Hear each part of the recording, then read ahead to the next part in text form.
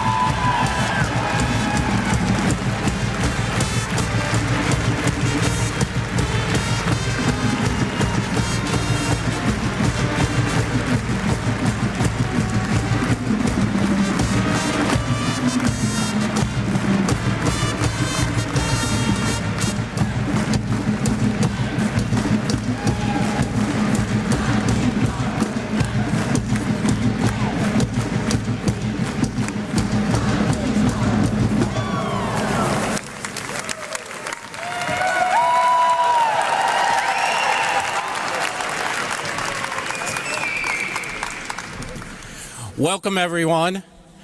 My name is Tom Iser. We want to thank everyone who has joined us here in person today and on our live stream on GoXavier.com. We'd like to give a special thank you to all the basketball alumni that are here in attendance. Lots of familiar faces. I was in touch with many of Coach Miller's former Xavier players in the last several days, like Romain Sato, Kenny Freese, and Jason Love, who are watching via the live stream.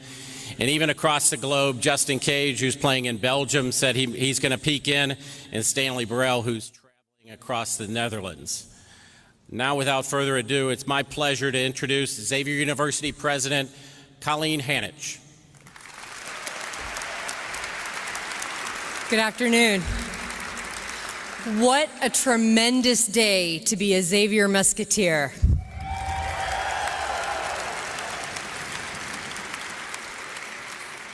But before we start, today, as Pope Francis consecrates Ukraine and Russia to Our Lady, let us begin with a prayer for peace. How do we pray for peace from half a world away? How can words salve and soothe real wounds, assuage real fears, wipe tears from real eyes? God of endless compassion, transform our prayers from words into bridges that span the distances between us, uniting our hearts in yours. Every time we turn our keys in a lock, may we remember all who are losing their homes. Every time we step into our cars, may we remember all who are having to flee. Every time we embrace our children, may we remember all who are trying to shield theirs from war. May our besieged sisters and brothers be drawn into your arms, and may our cry be heard as one voice, ringing out from every corner of the earth. God of endless mercy, grant us peace. Amen. Amen.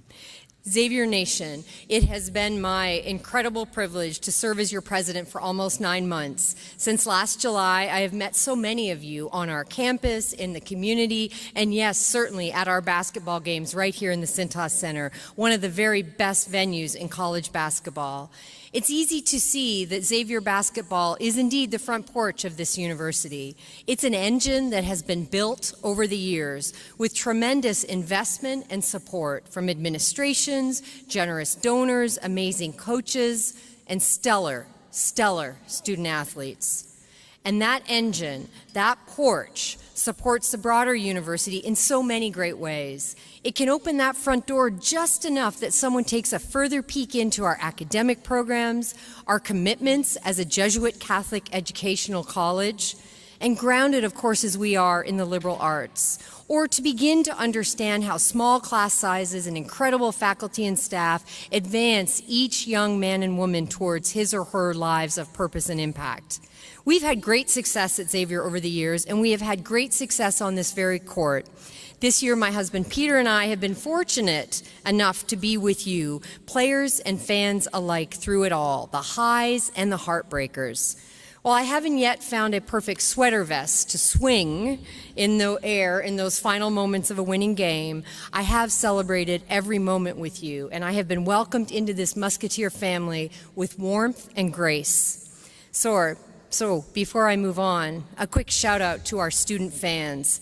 They are the ones that camp out in often lousy weather for hours before the big ticket games. Cincinnati, Ohio State, Villanova, and others this year. They are the ones who always show up. They show up to support their school, to support their classmates who are playing on the court, and to support one another as Musketeers. I have visited our student section at the home games this year. Sometimes that meant shaking hands and taking pictures with this goose. There's this goose. Other times that meant playing the cowbell, not well, with the band. But every time it meant being inspired by the spirit and support of this amazing group of Musketeers. So please join me in thanking our Xavier Extreme fans for making this arena the very toughest to play in college basketball.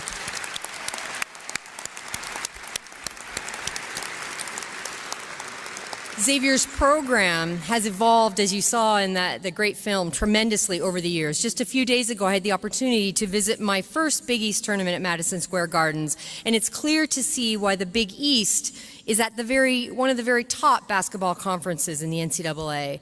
I am looking very forward to heading back to New York on our revenge tour next week.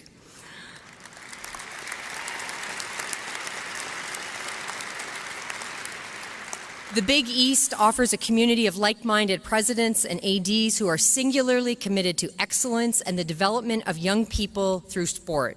We all agree that a strong Big East means a strong UConn and a strong Marquette and a strong Providence and a strong Xavier. So that brings me to this current chapter in Xavier basketball in the Big East. Like so many of you, I have very high expectations of our coaches, our student athletes, and our programs, both on and off the court. On the court, we expect our teams to wear the Xavier name with pride and compete to the very best of their ability, with good sportsmanship and a recognition of what our mission calls each one of our students to be. Off the court, we expect an equally strong commitment to academics and to service in the community. We expect our coaches to take seriously their roles as Ignatian educators, helping to develop and support the students who we all serve while always demanding excellence in everything that they do. We have so much to celebrate. During this past academic year, Xavier athletes posted an athletics department record-breaking grade point average of 3.46 for the academic year and placed 240 student athletes on the 2021 Big East All-Academic Team. That is amazing.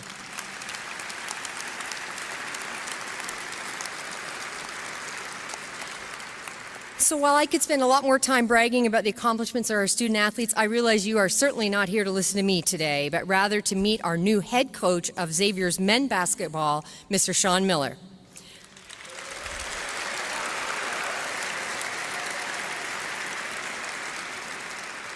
Having been involved in a basketball head coach search at a former institution, I knew and agreed that we would have to move quickly and be nimble while taking time to assure ourselves that the candidate who we selected is one who would understand this community, who would commit to our mission, and who would support our student athletes in being the very best possible versions of themselves. I had the benefit in this process of working very closely with our VP and Athletics Director, Greg Christopher, a seasoned professional who led Xavier through this process with a strategic, clear-eyed, and balanced approach. As we began this process just over a week ago, it was immediately obvious that there was strong interest in our position. Very quickly, a robust list of candidates began to come together, but just as quickly, one candidate rose to the top of everyone's list. To say that social media blew up would be an understatement. In a few moments, you'll hear from Greg with some details of our process, but in very short order, I found myself in a room in Atlanta spending hours with Greg and our top candidate engaged in a wonderful, open, and frank conversation. These processes are often complicated, and this one was no different. But by the end of that conversation and a series of other activities, due diligence activities taking place, including a strong discussion with the leadership of Xavier's board, I was absolutely confident in accepting Greg's recommendation that we hire Coach Miller. Of course, Sean Miller is no stranger to many of you who have been loyal fans of Xavier basketball. He served as Xavier's coaching staff for 8 years, and as you saw in the movie, between 2004 and 2009 was our head coach. That period included an Elite 8 run in 2008, a Sweet 16 appearance the following year. It is fair to say that he remains beloved among his former players. And as one said on social media, he was a tough coach, but he was equally committed to helping his players to complete a great education and to become great men. In conclusion, I am so excited, and I know you are too. We have a program that has grown in strength over the past number of years, and this next chapter promises to add to that evolution. Coach Miller, Amy, welcome home.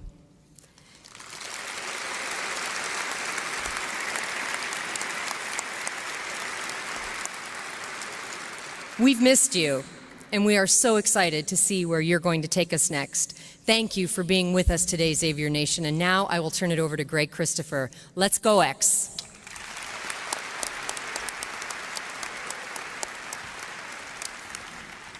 Thank you, Dr. Hanich. Good afternoon, everyone. Amy, Sean, thrilled to have you here. What an exciting time for all of Xavier. Before I get started, there are some thank yous I want to get through here. Obviously, Dr. Hanich was a huge part of this, and I appreciate her leadership and support through this. A few others from across campus, Becky Cull and Phil Chick, have been doing their day jobs and also involved in a lot of extra phone calls and meetings over the last week plus. And then within athletics, the core group that at the end of the day has carried so much and been a part of this. A thank you to Susan Lipnicki, Brian Hicks, Mario Mercurio, Tom Iser, and Seth Breitenstein, and so many others, because again, this is very much a team effort, which is emblematic of what goes on at Xavier in many ways. I also want to say thank you to Jonas, our staff, and our players. More than a week ago,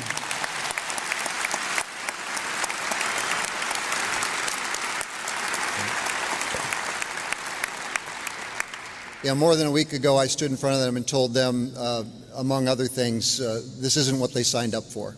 And yet the grit and resilience they have shown over the last week plus to now put themselves in a position to play for a championship, it really is emblematic of the young men that are in that locker room. Thank you, guys.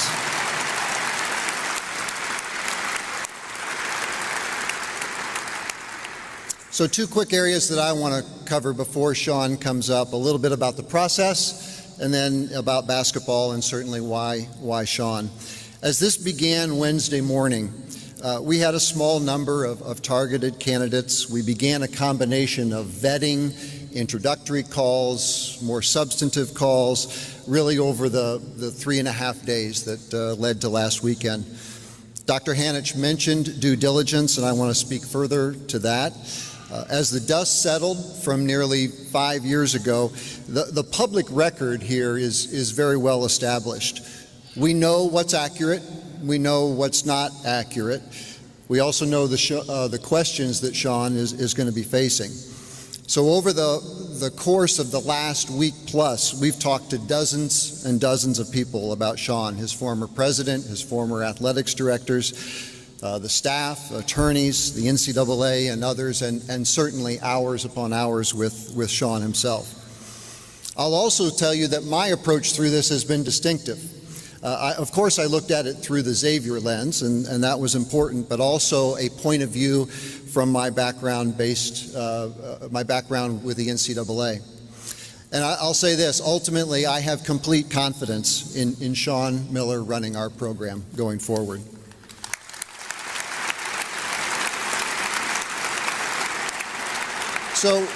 So then there's the basketball side, and let's face it, that's straightforward. Dr. Hanich mentioned basketball as a front porch. I want to go a little bit further to say basketball allows us to display in a very public way what we expect at Xavier, and that's our commitment to excellence in all respects. This program has a rich history of support. You see it in the stands here today. We also have a rich history of success and tradition. I want to put a nod, to the former players that are here. It's represented by the greats sitting in front of us. And today we find ourselves in a unique position. We've had a very different season, let's face it. So to lead us forward, we have a unique coach, one who really brings together these really distinctive threads, incredibly important threads. Sean Miller is literally a product of the Big East. He knows and understands that in many ways our league is the very heart of college basketball. Sean Miller also knows Xavier. Xavier knows Sean Miller. He helped build this foundation that we have, and he understands what it takes to be successful here. And Sean Miller is a proven elite head coach. Whether it's his work with USA Basketball, 422 career wins, 11 NCAA tournaments, 9 conference championships. That record speaks for itself. So make no mistake, we have very high expectations for Xavier basketball. And because of that, there is no question the best person to lead us forward is Sean Miller. Xavier Nation, please welcome your next head coach, Sean Miller.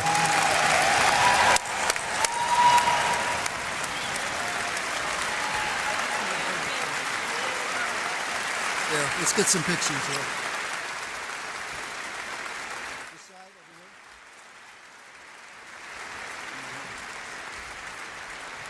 Did you take one? Sean, how don't you stand up? Stand over here. Like this? I guess so. Okay. I'll do one with Miller and you do the one with Xavier.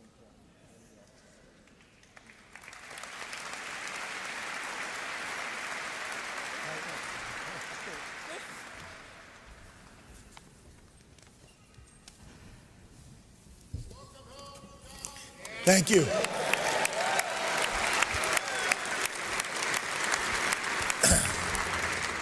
I cried when I left. I sure hope I don't cry now that I'm back. My brother Arch just became the head coach at Rhode Island, and I'll get to this in a minute, but him and I spent a lot of time together this year. We lived in Arizona together, and I wanted to first start by congratulating him And because he already had his press conference at Rhode Island, I don't want anybody here to think that I've copied anything that he did. It's just the opposite. Don't let the timing here get in the way of the reality. Today is one of the happiest and most exciting days of my life.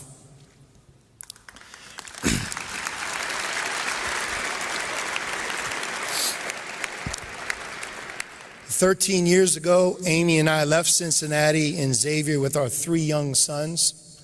Austin was 13, Cameron was 10, and Braden was 7.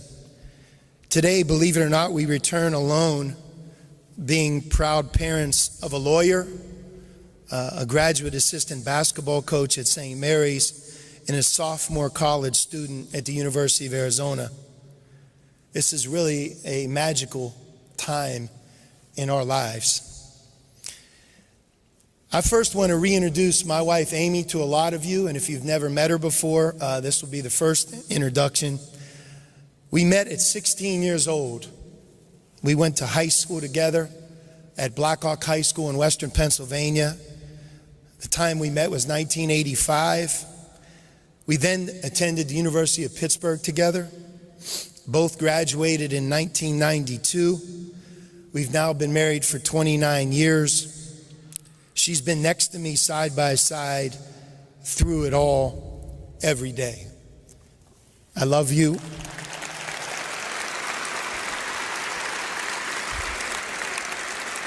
And I'm so happy to have her back here and moving forward. Today became a reality for us because of the belief and efforts of Dr. Hanich and Greg Christopher. When we met in Atlanta, I was awestruck listening to them talk about Xavier, both as a university, but also about this basketball program's significance and importance to the Xavier community in Cincinnati. Their shared vision, their alignment, their love and passion for this great place was incredible for me to hear. I'd like to take a moment just to thank them for their belief in making today possible. Thank you.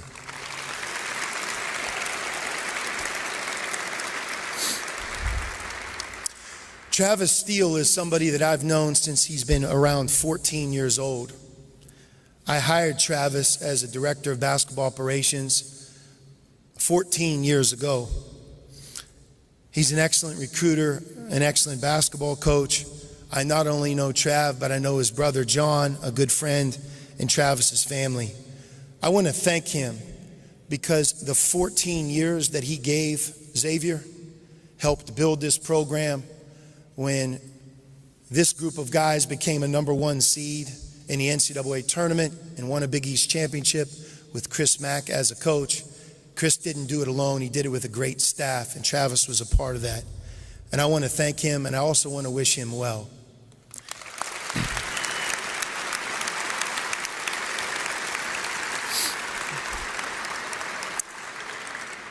During my 17-year journey as a head coach in college basketball, I have learned a great deal.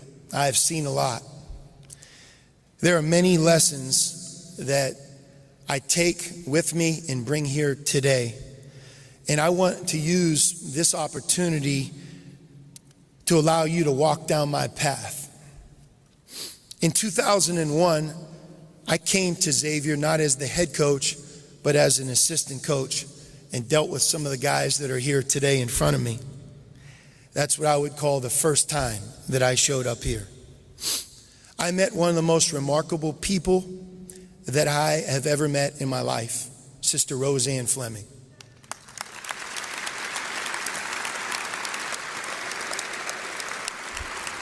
Sister, you're here today and we've already spoken, but I had a bobblehead of you sitting in my office the last 12 years.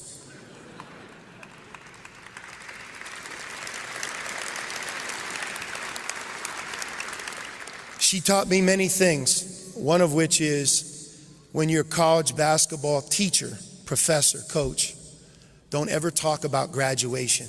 That's the result. talk about education, talk about the power of learning.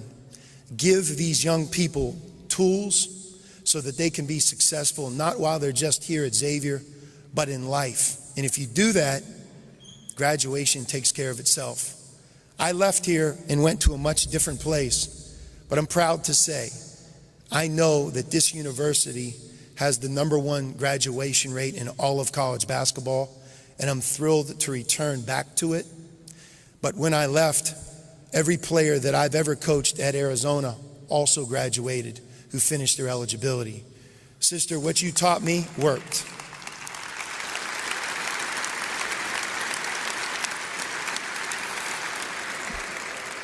I also met a priest named Father Hoff, and he passed away shortly after I became the head coach, but he was with me the entire time that I was the assistant. And I had an opportunity to speak with him before he passed away, and I learned a lot from Father Hoff, but I will never forget what he told me. He said, "Coach, you have one job. Be better. Take this program higher. Keep moving upward. Don't settle. When you have a non-conference schedule, make it tough. Win your conference championship. Don't settle for making the tournament in advance. Just keep going like this." And I've said that before, but it was such a powerful thing to hear from him, because in many ways that's the path that he created for all of us. Many, many years ago, decades ago, that everybody heard that same speech. And Mr. Kush is here. I'm sure it wasn't always delivered with a smile on his face either. But he was an incredible person, and I remember him just like it was yesterday. I came to Xavier, and Xavier taught me how to win. I partnered with Thad Matta, who was a great coach here at Ohio State and Butler, a really good friend of mine. And I've learned from Thad here at Xavier, #1, treat players fair. Make practice in everything that we do competitive but fun. Make the players always our focus. And most importantly, and those that have been around me for my time as a coach would hear this constantly, nobody is more important than the players that we already have. And when I've watched these guys with this coaching staff do what they've done over the last week to 10 days, it's incredible. And Jonas and your staff, a real credit to you. But Jonas can't make a sky hook. He can't make a free throw. Just like me, all coaches are only as good as the players and team they coach. And it's a real credit to these guys what they've been able to do. Congratulations and the best of luck here this week.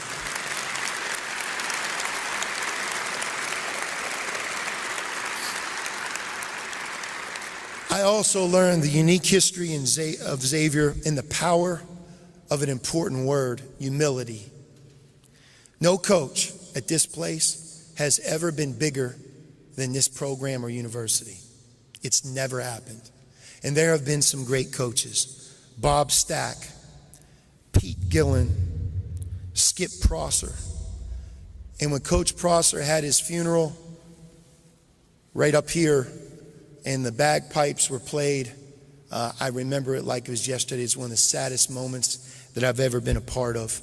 And his class, his integrity, you know, you think of Xavier, you think of Coach Prosser and his legacy. Thad Matta took the program to a higher level. I then took over for Thad.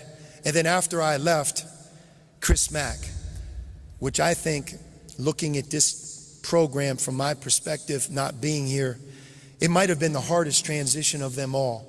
Leaving the Atlantic 10 and transitioning to the Big East, and watching Chris with my own 2 eyes constantly make the tournament, win a Big East championship, being a #1 seed, as hard as it is, maybe the most difficult accomplishment you can have as a college basketball coach.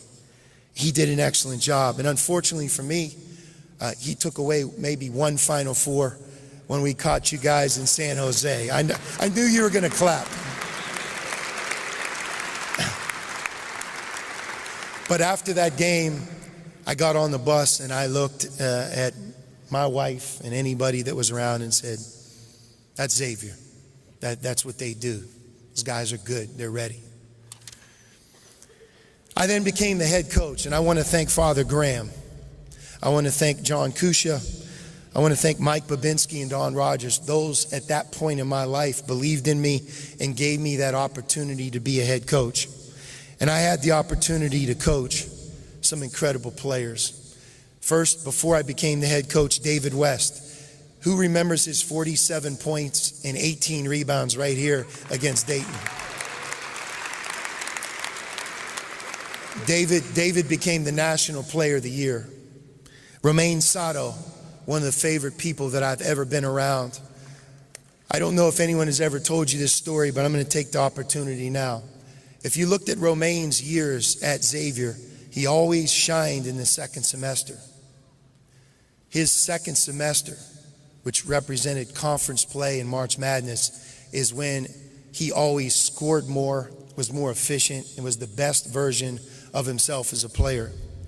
And one day we had a long conversation towards the end of his time about why that was the case and maybe what we could do to help him perform better earlier in the year.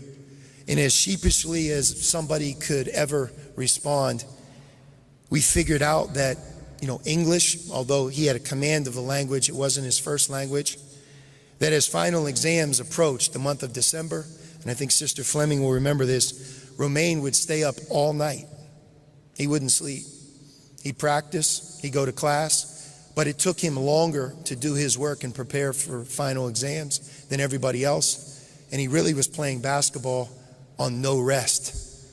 And when I think of that story and who he's become, it reminds me of why I am so excited to be back here. The true student athlete and examples like Romain. But when I became the head coach, and a couple of these guys are here today, we were in the Atlantic 10, not the Big East. And we had a team in 2007, and we went to the Elite 8. Guys on that team were Drew Lavender, I'll name the top 7, Stanley Burrell, C.J. Anderson, Derek Brown, Josh Duncan, Jason Love, B.J. Raymond, Adrian Graves, and of course Dante Jackson. And fellas, he couldn't dribble. Don't believe a word he says. He played hard, I love him, but he definitely couldn't go left, all right? Thank God we had Drew Lav running around. But I want you to think about that. Back in 2007, 7 of those players from the state of Ohio.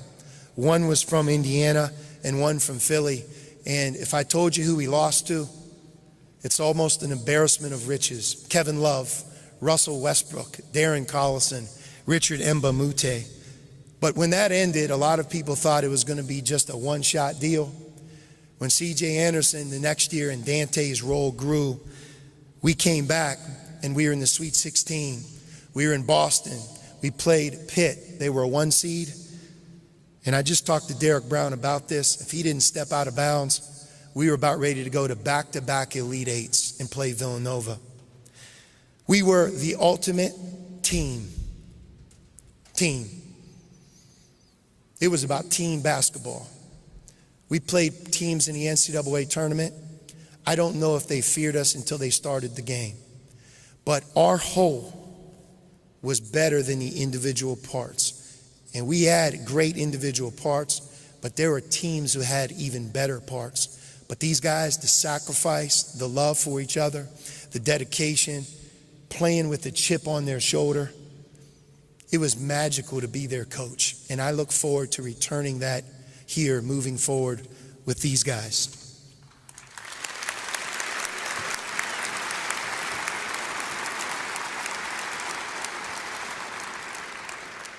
We left for Arizona. It was a very hard decision. But I learned a lot of lessons at Arizona. If you coach in the highest and most competitive environment in college basketball, you got no choice. It has to bring out the best in everything that you do. When you're constantly compared to teams of the past in a program that has excellence, that has been to the Final Four, that has won the national championship, you're constantly striving to do things that have already been done, and it's not easy. Learning to navigate recruiting and dealing with a different area of the world.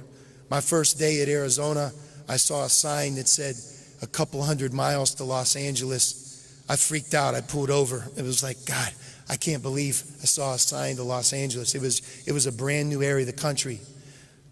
But when you're in that type of environment, it can bring out the best in you. And I say this with total humility, but I want to make sure that I'm clear on this. In the 12 years that I coached at Arizona, which is a long time, I'm equally proud of the players and teams that I coached there.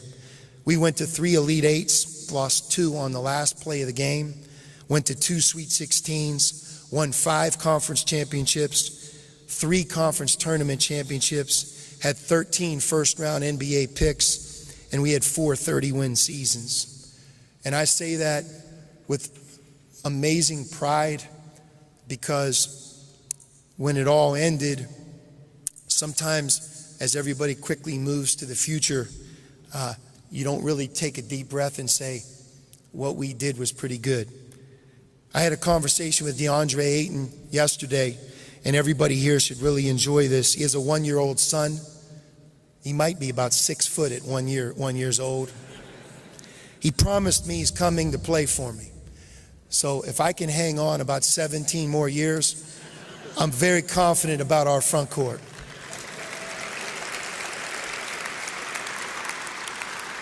And I will hold him accountable to that conversation as well. Finally, I also learned lessons that come with failure. When you're at a place for 12 years and you've been a head coach for 17 seasons and you've been on the good side of success, when things don't work out, you have a number of choices. And what I will share with you today is this past year was one of the most important gifts of my lifetime. I reconnected in maybe the best way I could with Amy. We did things that you just aren't normally able to do as a coach. I woke up on Christmas Day not worried about you guys. I worried about nobody but my own family. I had conversations with my 3 sons that without me realizing it, I haven't had in a long, long time. Because people who know me, especially this group right here, know that maybe my greatest gift is I can be one-track minded, and it also can be a curse. And what I've learned this year more than ever is you have to have balance in life. To be the best doctor, coach, husband, person you can be, one-track mind only works so long. Realizing that when you have a big win or a great practice or something really good happens in life, it's okay to smile and have joy. I became the coach that quickly went to the next day. A few years ago when we lost to you guys in the Sweet 16, we were 32-4 before the game. We were in the Sweet 16. We won a regular season conference championship, conference tournament championship. It really was a magical season. And I took about 10 minutes and moved on and started to recruit. I never took time to say what we just did was awesome. I've learned that. I also learned how much I missed basketball. If I wasn't a college basketball coach, I can assure you, I can't do anything else. I've learned that. I can't put a light bulb in. I don't know how the remote in our house works. I can't even turn the hot tub on. I'm very limited. But the one thing that I know I can do is coach. And there's nothing more than my own family that I love more than the game of college basketball. And I watched a lot of basketball this year. I watched a lot of Big East. And I have a new energized, new frame of mind.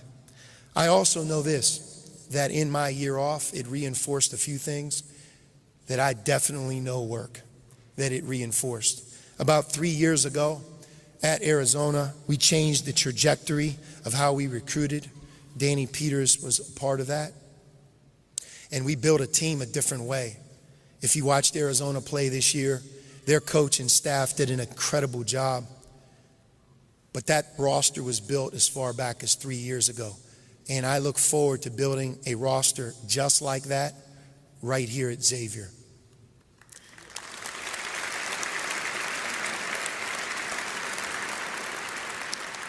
And finally, my final comments are this. What leads me here today is this will be the best version of myself that I've ever been. The lessons that I have learned and the path that I have followed, although never perfect and not easy, learning from mistakes and learning from victories, I am so anxious to lead, to teach, to uphold the values of Xavier on and off the court. I've never been more determined, but I've also never been more determined to do it with more balance than I've ever had. I'm refreshed, I'm recharged, and I really look forward to embracing everything Xavier. The city of Cincinnati, the community, this team, this university. I'm just thrilled beyond words to be back here. We touched on the Big East, and that has the one thing for me that really changed since I've returned back. There's a difference between being where we once were in the Big East Conference. I think it's the best conference in college basketball. I watch Villanova and have for some time with great envy. I know what Madison Square Garden feels like in the Big East Tournament. I know what the pageantry and the smell of the arena feels like, getting on that elevator as a player and a coach, right? People don't realize you go up. Am I right about that, Jonas? You know, you're like on the 3rd floor, 4th floor to get there. And I just am so excited to be able to do it.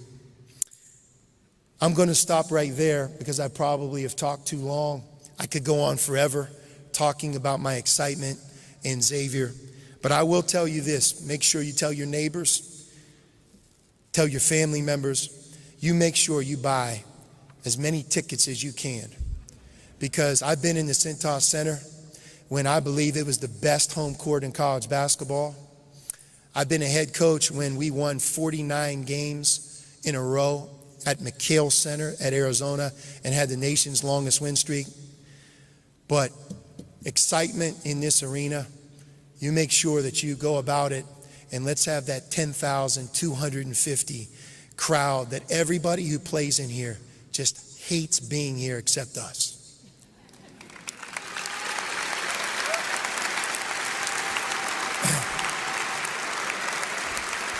Greg and Dr. Hanich, thank you for your belief in me. So many familiar faces. It really does feel like home. And I hope that March 25th, 2022, which represents today, everybody looks at down the road as one of the great days in Xavier basketball history.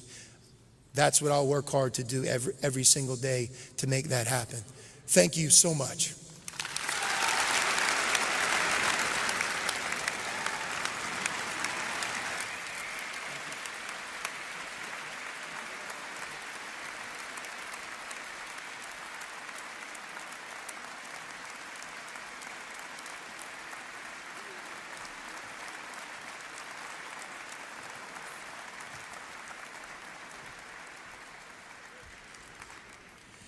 Once again, thanks to everyone who joined us in person today and over our live stream. We'll be moving to the media room at about 2:30. We'll start the press conference. That'll also be available via live stream, and both portions will be posting for viewing later today on GoXavier.com. But before we say